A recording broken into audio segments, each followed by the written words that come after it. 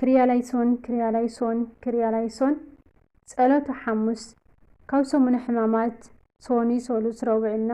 ሐሙስ በጽሕና ኣለና ሐሙስ ድማ ጸሎት ሐሙስ ወይ ድማ ሕጾት እግሪ ተባሂሉ ይፍለጥ ማለት እዩ ጸሎት ሐሙስ ማለት እንታይ ማለት እዩ ኣብዚ ዕለት እዚኣ ጎይታናን መድሓኒትናን ኢየሱስ ክርስቶስ ዝፈጸሞም ዓበይቲ ነገራት ብዙሓት እዮም ብጥቕልሉ ኣብዚ ዕለት እግሪ ሐዋርያቱ ብትሕትና ዝሓጸበሉ ምድላው ፋሲካ ዝተገበረሉ ድሕሪ ፋሲካ ድማ ስርዓተ ቁርባን ዝተሰርዓሉ ኣብ ጌቴሰማኒን ካልኦትን ጸሎት ዝጸልየሉ ይሁዳን ጎይታ ብምስዓም ኣሕሊፉ ዝሃበሉን ጎይታ ድማ ብኢድ ኣይሁድ ዝተተሓዘሉን ነዊሕ ናይ መጠቓለልን መሰናበትን ትምህርቲ ዝሃበሉ ወዘተ እዩ ነቲ ግብሪ ጎይታ መሰረት ብምግባር ከዓ መምህራን ነዛ ሐሙስ ዝተፈላለዩ ስያሜታት ሂቦማ ይርከቡ መዓልቲ ጸሎት ወይ ከዓ ጸሎት ሐሙስ ጎይታናን ኣምላኽናን መድሓኒትናን ኢየሱስ ክርስቶስ ብተዋህዶ ፍጹም ኣምላኽ ፍጹም ሰብ ምዃኑ ንምግላጽን ንምርዳእን ከምኡውን ኣርአያን ምዃንን ጸሓፍትን ፈሪሳውያንን መጺኦም ክሳብ ዝሕዝዎ ክጽልይ ዝሓደረሉ ዕለት ስለ ዝኾነ መዓልቲ ጸሎት ትበሃል እዚ ድማ ማቴዎስ ወንጌል ምዕራፍ 26 ፍቕዲ 36-46 ዮሐንስ ወንጌል ምዕራፍ 17 ንረኽቦ ማቴዎስ ወንጌል ምዕራፍ 26 ካብ ፍቕዲ 36 ክንርኢ ከለና ድማ ኢየሱስ ክርስቶስ ኣብ ጌቴሰማኒ ከም ዝጸለየ ይብል ድሕረዚ ኢየሱስ ክርስቶስ ምስኣታቶም ጌቴሰማኒ ናብ እትበሃል ቦታ ኸደ ንደቀ መዛሙርቱ ድማ ናብቲ ከይደ ክሳዕ ዝጽሊ ኣብዚ ተቐመጡ በሎም ንጴጥሮስን ክልቲኦም ደቂ ዘብዴዎስን ተማልአ ክጉህን ክትግዝን ጀመረ ሽዑ ነፍሰይ ክሳዕ ሞት ኣዝያ ጉህያ ኣላ ኣብዚ ኩኑ ምሳይ እውን ንቕሑ በሎም ቁርብ ርሕቕ ኢሉ ብገጹ ተደፊኡ ጸለየ በለውን ኣቦይ ዝከኣል እንተኾይኑስ እዛ ጽዋእ እዚኣ ካባይ ትሕለፍ ግናኸ ንስኻ ከም እትደልዮ እምበር ኣነ ከም ዘደልዮ ኣይኹን ናብ ደቀ መዛሙርቱ መጸ ደቂሶም ረኸቦም ጴጥሮስ ድማ በሎ ክሳዕ ክንድዚ ዶ ሓንቲ ሰዓት ምሳይ ክትነቕሑ ኣይትኽእሉን ኢኹም ናብ ፈተና ከይተኣትውስ ንቕሑን ጸልዩን መንፈስ ተዳልዩ ኣሎ ስጋ ግና ድኹም እዩ ከም ብሓድሽ ካልኣይ ሰዕ ከይዱ ኣቦይ እዛ ከይሰትኽዎ ክሓልፍ ዘይከኣል እንተኾይኑስ ፍቓድካ ይኹን ኢሉ ጸለየ ከም ብሓድሽ ድማ መጸ ኣዒንቶም ባዕዚዙ ነበረ እሞ ደቂሶም ረኸቦም ሓዲግዎም ከደ ሳልሳይ ከዓ ከም ብሓድሽ እቲ ኢልዎ ዝነበረ ጸሎት ጸለየ ሽዑ ናብቶም ደቀ መዛሙርቱ መጺኡ ደጊም ደቅሱን ናዕረፉን እንሆ እታ ጊዜ በጽሐት ወዲ ሰብ ከዓ ኣብ ኢድ ሓጣን ክትሓዝዩ ተንስኡ ንኺድ እቲ ዘትሕዘኒ እንሆ ቀሪቡ ኣሎ በሎም ንሕና እውን ናብ ፈተና ከይንኣቱ ብጸሎትን ብጾምን ክነቅሕን ከየባትኽና ክንጽልን ከም ዝግባአና በዚ ዕለት እዚ ምሂሩና እዩ ብሓፈሻ ኣብዚ ዕለት እዚ ጎይታናን ኣምላኽናን መድሓኒትናን ኢየሱስ ክርስቶስ ኣብ 3 ቦታታት ጸሎት ከም ዝገበረ ስለ ዝጥቀስ መዓልቲ ጸሎት ተባሂላ ክትጽዋዕ ዝስማዕማዕ ትያመ እዩ እዚ ከዓ ጎይታ ቀዳማይ ነቲ ሕብስቲ ኣብ ጸርሃቅ ኒቆዲሞስ ቅድሚ ምብራኹ ምጽላዩ እቲ ካልኣይ ድማ ኣብ ወንጌል ዮሐንስ ምዕራፍ 17 ንዘሎ ብዙሓ ምስጢር ዘለዎ ጸሎት ምጽላዩ ሳልሳይ ድማ ቅድሚ ብኣይሁድ ምትሓዙ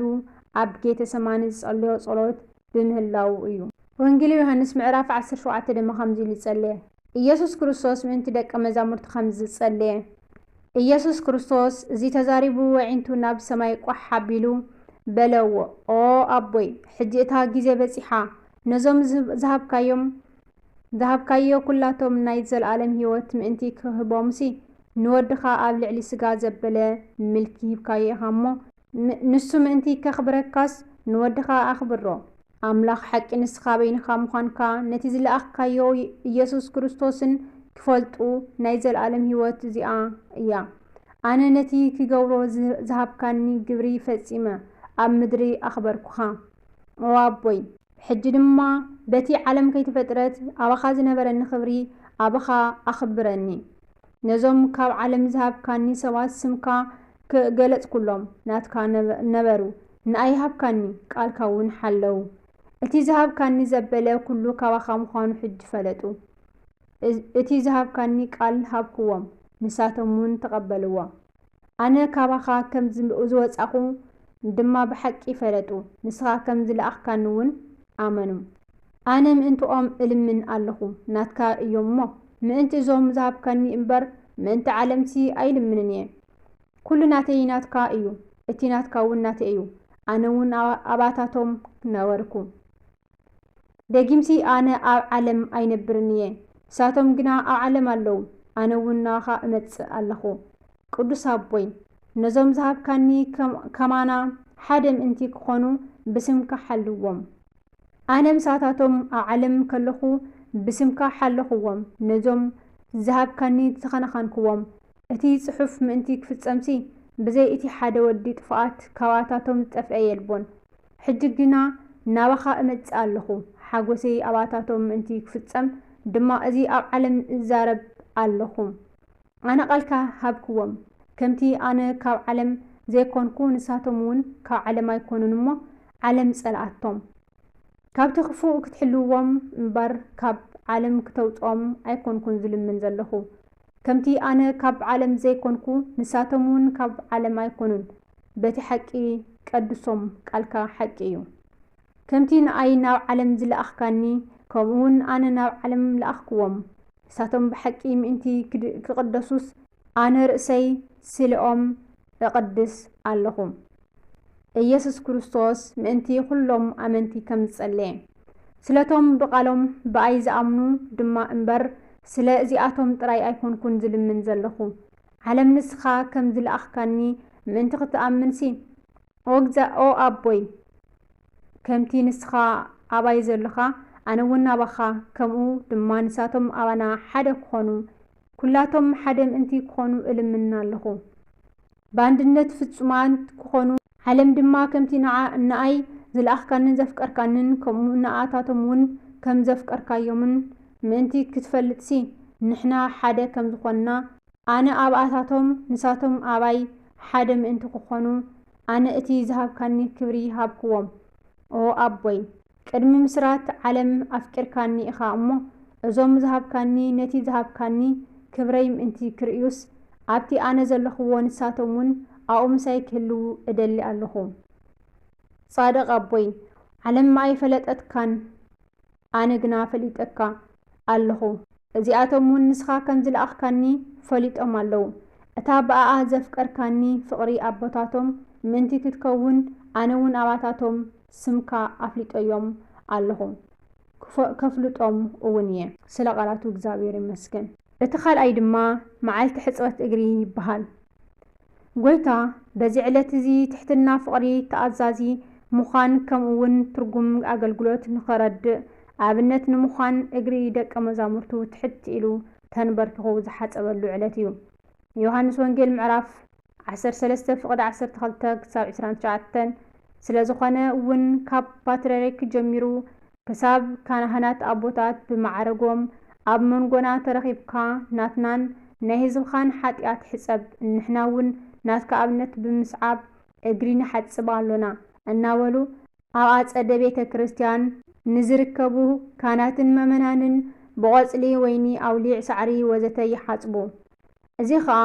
ጎይታናን ኣምላኽና መድኃኒትና ኢየሱስ ክርስቶስ ሓጢኣት ደቂ ሰባት ክሓጽብን ከጽርን ዝመጸ ጎይታ ምዃኑ ብምሳሌ ገይሩ ኣርኣየና ብኻልእ ድማ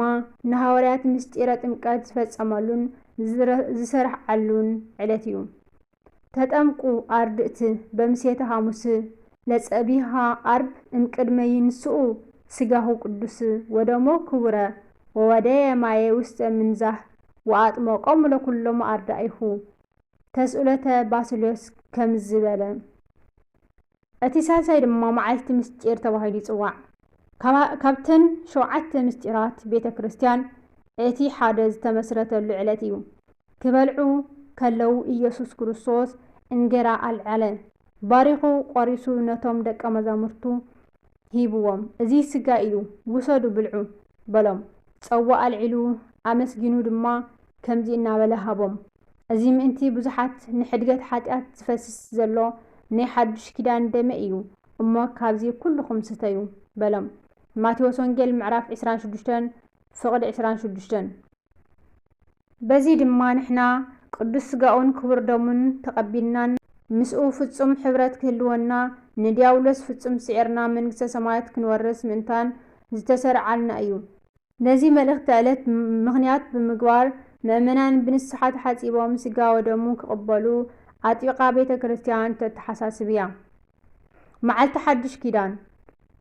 مسوات أوريت مالت بدم انسساز زغرب زنبرا نايب بلي كيدان مسواتي كم زبقعن ندحنت آدامن دقون ندحنت عالم نرسو زتفتوا مسواتي غيرو زغربلون مسوات أوريت بمسوات حديث تكالون علات سلازخوانا ايوم نتات أواء العلو ازات أواء زياء ما انتخم بزفس زلو دمي انت قبر حدش كدانيا لقاس ونجيل معرف 22 فقد 20 ماتوس ونجيل معرف 26 فقد 27 يركب كيدان مالت عمونغو خلت توقن زقبار وعل محلا سممع مالت ايو بزي مسرتكا قويتانا نمخنا ملحنا إيسوس كريستوس مسدك آدام دومو بمفساس سقو بمقراس زلعالماوين حدشن كيدانو سفتصمو اللعلتيو معالتنا تنت تواهيلات سواع كابتي بورشان كلو دك آدام باريا دياولوس زقبرا عدان ناورا بارنتن كم زبقعن داقماي كبرنا كم تملسن حارنتنا استعاوجلو استرقاقصلون علاتيو اتي كاب أبوي زسمعه زبلا نأخذكم سلزفلتكم إيا أعرفي زبالكم بارياس قويت أوز قبرو أي فلتنيو ما داقين بارو تأيب لكم نيه يوحنس وانجيل معرف 15 فقد 15 كلنا ولدا كريستوس زخنا كبارنت حاتيات رحقنا قبرة صدقي إنا سرحنا مس أملخنا نتعرقلو مقوار كلونا يكبا داقين بارو تأي كتبهالون إخم تبهيلنا إنا زلنان زتوهابنان تسقان كبرن شلل إلنا كاب رتعت هايمانوتنا ريحقنان سنة مقوارات فينان داقماي باريا دياولوس كين خون كا كنت انقاق يقبا قادماي بيتروس معراف خلتا فغد عسرتا معالتي مدلاو فاسيكا وانتا وهيلات سواعيا اب مسلستيو وانجيلات كم ان رخبو ماتوس وانجيل معراف 26 فغد شوعتا كساب 23 ابزي معالتي زي دما مدلاو فاسيكا تغيرو لايو فاسيكا مالت حالفة مالتيو ازي كا اسرائيلاويان اب مدرى قوتي اب بارنت كاللو قدم حرام وصام اكزابير ملأخو لإخو نليك نبيات قدس موسى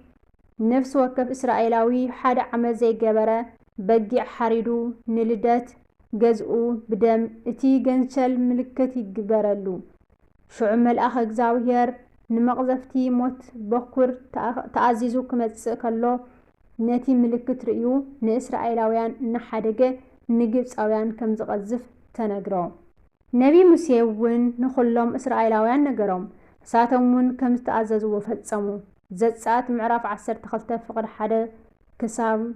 عسرا كمتي مساليو ببلي كيدان دم بقيع نمسواتي زفسس زنبرة او حدش كيدان كا اماناو بقيع بعلو قويتان رأسو مسواتي جيرو بجانا دم أفسسلنا ايو بزي كا